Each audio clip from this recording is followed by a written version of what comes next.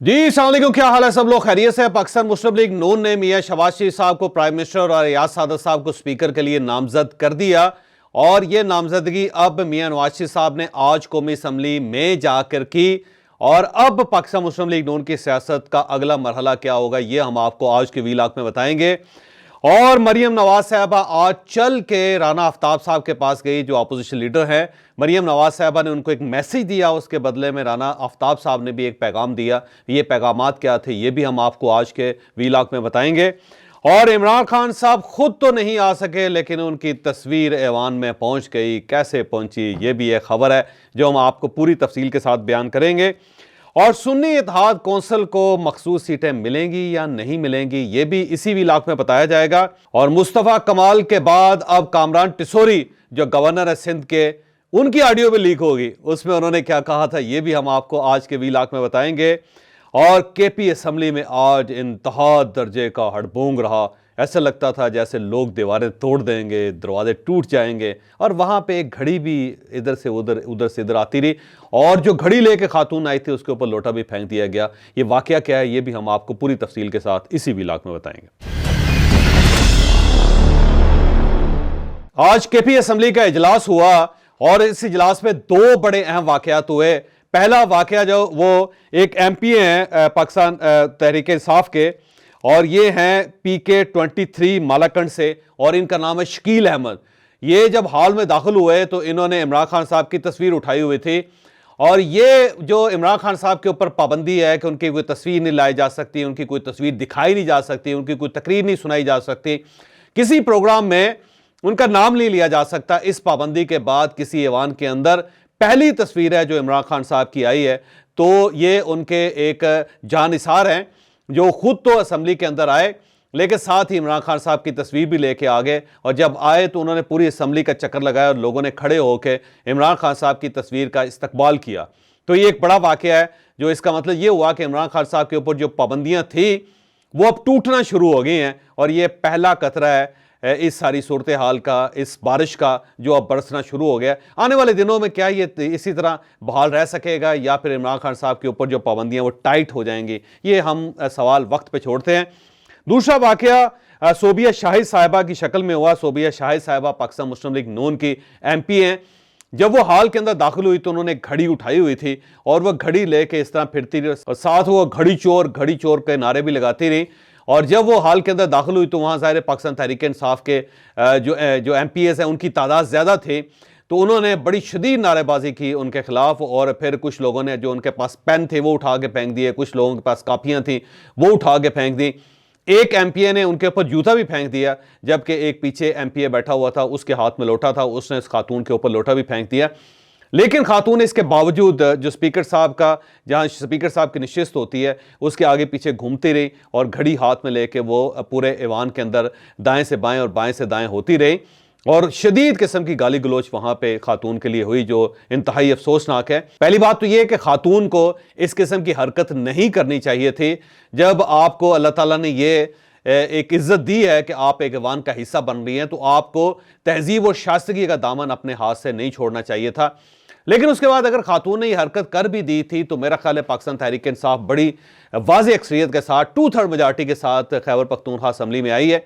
उसे बड़ा दिल करना चाहिए था और उसे खातून के साथ कम अज़ कम ये सलूक नहीं करना चाहिए था। ठीक है, नारेबाजी होती रहे, लेकिन इसका हरगिज़ मतलब नहीं है कि आप उनके ऊपर लोटे फेंक दें, या फिर उनके ऊपर जूता फेंक दें, या फिर उनके ऊपर पेन फेंक दें। खातून है, और वो भी खैबर पख्तूनख्वा असम्बली के अंदर। मेरा नहीं ख्याल कि ये को पख्तून रवायात की को पासदारी आज खैबर पख्तूनख्वा में हुई है। फिर आज जब असम्बली का इजलास हो रहा था तो बड़ा वहाँ पे हंगामा था।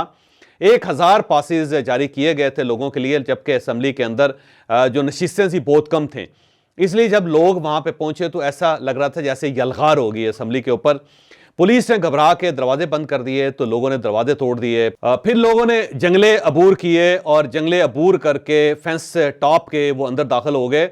और फिर जहाँ पे जिसको सीट मिली वो वहाँ पे घुस गया। बल्कि कुछ ऐसे लोग भी थे जो गैर मुतलका थे, जो MPA नहीं थे, वो असम्बली के हॉल में चले गए, ऐवान के में चले गए, और वहाँ पे जाके MPS की कुर्सियों पर बैठ के जहां से फिर पुलिस ने उनको उठाया और वहां से बाहर निकाला। लेकिन बहरहाल एक बड़ा हड़बोंग और बड़ी ही वहां पे शिद्दत और नारेबाजी और बदनज़मी थी आज के दिन। तो खैबर पख्तूनख्वा असम्बली का जो पहला दिन था उसका आगाज़ को बहुत अच्छा नहीं हुआ, लेकिन बहरहाल इसके बावजूद स्पीकर मुश्ताक गनी साहब ने 115 MPs का हल्फ ले लिया और आज अली अमीन गंडापुर साहब भी वहाँ पे पहुँचे थे और वो वहाँ खड़े होकर उन्होंने हल्फ भी दिया। और उसके बाद फिर स्पीकर साहब ने अनाउंसमेंट की कि कल स्पीकर और डिप्टी स्पीकर का इंतखाब होगा। आज रात 12 बजे तक कागजात जो हैं वो जमा हो जाएंगे और उसके बाद उसकी स्क्रूटनी हो जाएगी। कल सुबह 10 बजे ये इजलास होगा जिसमें स्पीकर और डिप्टी स्पीकर का फैसला होगा। बहरहाल दो वाक़यात आज बड़े खौफनाक थे खैबर पख्तूनख्वा असम्बली के हवाले से। सुन्नी इत्तेहाद कौंसिल ने मखसूस सीटों के लिए अप्लाई कर रखा है इलेक्शन कमीशन में। आज 5 रुकनी बेंच जिसमें चीफ इलेक्शन कमिश्नर और उनके 4 मेंबर्स शामिल हैं, इस बेंच ने आज समाअत की और दौरान समाअत जब अली जफर साहब जो सुन्नी इत्तेहाद कौंसिल के वकील हैं जब वो बात कर रहे थे तो चीफ इलेक्शन कमिश्नर ने एक खत निकाल के उनको दिया। कहा कि ये खत 23 फरवरी 2024 का है और इस खत में सुन्नी इत्तेहाद कौंसिल ने डिक्लेयर किया है कि क्योंकि हमने इलेक्शन नहीं लड़ा और इलेक्शन भी लड़ा और हमारा कोई मेंबर किसी असम्बली में नहीं है, लिहाजा हम मखसूस सीटें जो हैं उसकी कोई फहरिस्त जमा नहीं करवा रहे। तो आप जिस पार्टी का केस लड़ रहे हैं वो तो खुद ही मखसूस सीटें नहीं लेना चाह रहे और उसने ज़ाहिर इनकार कर दिया है। तो उसके बाद अली जफर साहब बड़े हैरान हुए और उन्होंने कहा जी इस किस्म का खत मेरे नोटिस में नहीं था। बहरहाल चीफ इलेक्शन कमिश्नर उन्होंने खत दे दिया, उन्होंने कहा जी आप खत लें और उसके बाद आप फैसला करें कि क्या मखसूस सीटों का आपका हक बनता है या नहीं बनता। और उसके बाद फिर ये फैसला कर दिया और फैसला उन्होंने महफूज कर दिया, फैसला अभी अनाउंस नहीं किया।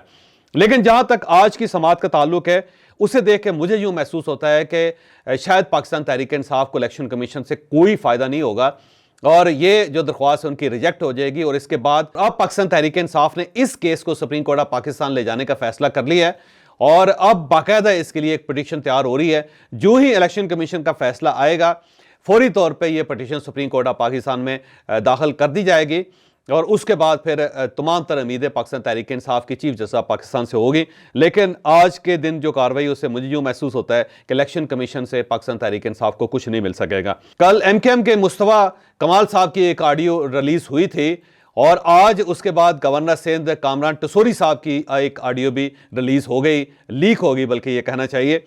उस ऑडियो के अंदर कामरान टसोरी साहब ये कह रहे हैं कि हमें जब ये कहा गया कि आपकी पार्टी ने 100% मैंडेट चोरी किया है और आपके पास मैंडेट 100% जो है किसी और का है, तो हमने फिर उनको बताया कि यहाँ पे कुछ ऐसी पार्टीज़ भी हैं जिनका 200% मैंडेट जो है चोरीशुदा है और किसी और ने दिया है। तो हमने उनसे बात की, फिर उन्होंने ये बताया कि जो हमारे मुज़ाकरात हुए उससे यूँ महसूस होता है कि हमें सिर्फ एक वजारत दी जाएगी और ये जो गवर्नरशिप है वो भी हमसे ले ली जाएगी, अब हमें गवर्नरशिप भी नहीं मिल रहे। और साथ उन्होंने ये भी बताया कि ये जो गवर्नर पाकिस्तान मुस्लिम लीग नून लाना चाह रही है उसका नाम जो है खालिद मकबूल सिद्दीकी साहब को मालूम है, लेकिन हम उनका नाम आपको नहीं बता रहे। तो अब जो सूरत हाल है वो ये है कि पाकिस्तान पीपल्स पार्टी और पाकिस्तान मुस्लिम लीग नून दोनों हुकूमत बनाने की पोजीशन में हैं, तो हमें इस इत्तेहाद से कुछ नहीं मिलेगा। तो बेहतर ये है कि हम इत्तेहाद का हिस्सा ना बने और हम अपोजिशन में बैठें, क्योंकि अगर हम इत्तेहाद का हिस्सा बने तो फिर जो इनकी खराबी है वो हमारे खाते में चली जाएंगी और हमें भी नुकसान होगा। जैसे हम पिछले 16 महीने में हुकूमत का हिस्सा रहे थे तो उसका हमें नुकसान हुआ है। तो कामरान टसोरी साहब की जो ऑडियो लीक हुई उसके अंदर ये बताया जा रहा है, ये कहा जा रहा है कि हमें ये चाहिए कि हमें सोच समझ कर फैसला करें।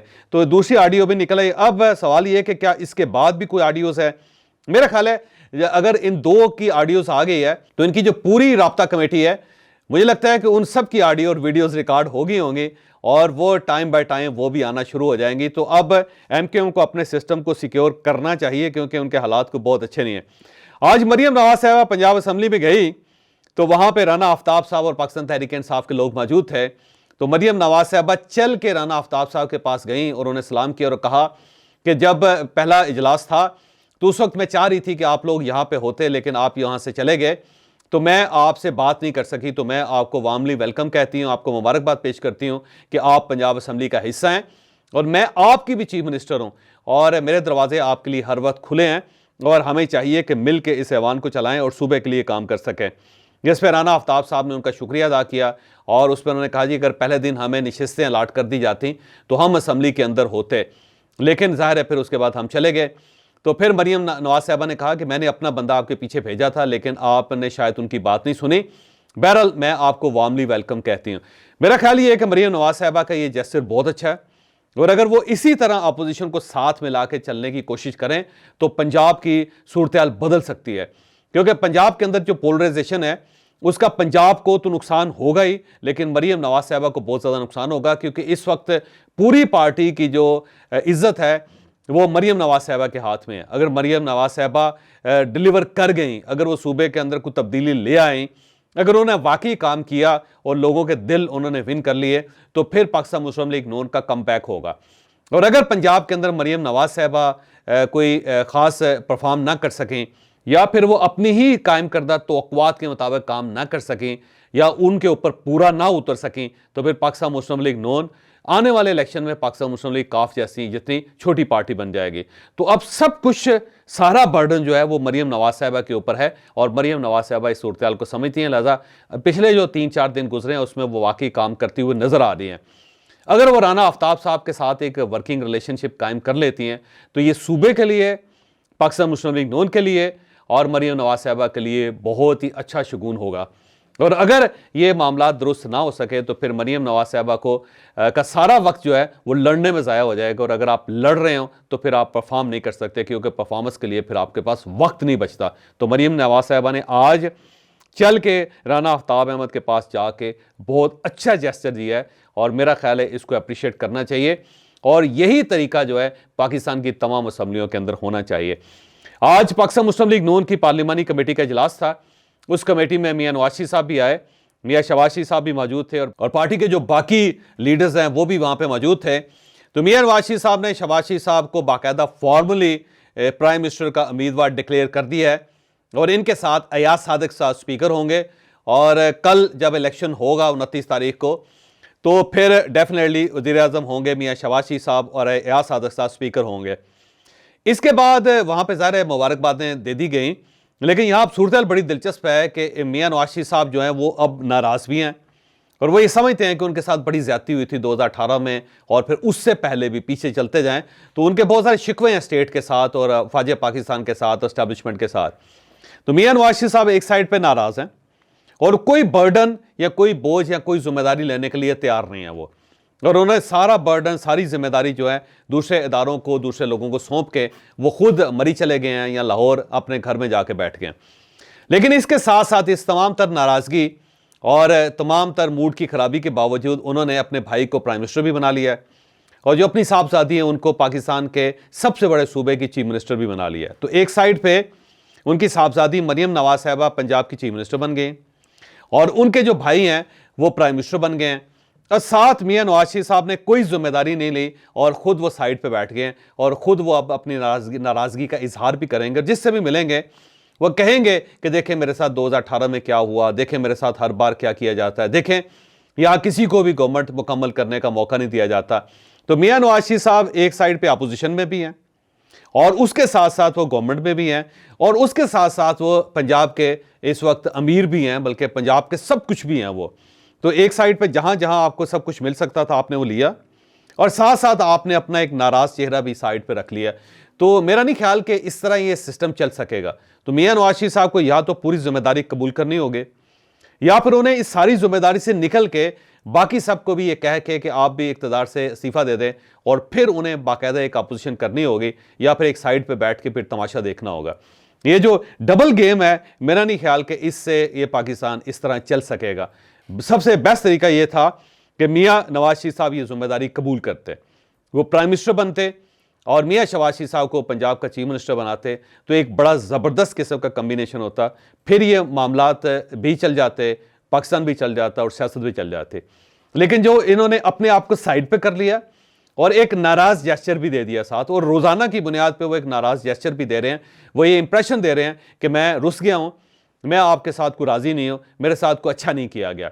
और साथ वो अपने भाई को प्राइम मिनिस्टर भी बना रहे हैं, और साथ वो अपनी साहबजादी को उन्होंने चीफ मिनिस्टर भी बना लिया है। तो ये एक अजीब सा कम्बिनेशन उन्होंने क्रिएट कर लिया, जो ज़ाहिर है ज़्यादा अरसे तक चल नहीं सकेगा, और अदारों के साथ शायद उनके टकराव बहुत जल्दी हो जाए, क्योंकि जब आप जिम्मेदारी नहीं ले रहे और जो पर्क्स एंड प्रिविलेजेस हैं वो सारे के सारे आप ले रहे हैं, तो फिर कहीं ना कहीं कोई ना कोई बोलेगा, और जब बोलेगा तो उसके बाद मसाइल पैदा होंगे। तो मियां नवाज शरीफ साहब एक अच्छी शुरुआत तो कर रहे हैं, लेकिन मेरा नहीं ख्याल कि ये अच्छी शुरुआत को बहुत ज़्यादा अच्छी रह सकेंगे।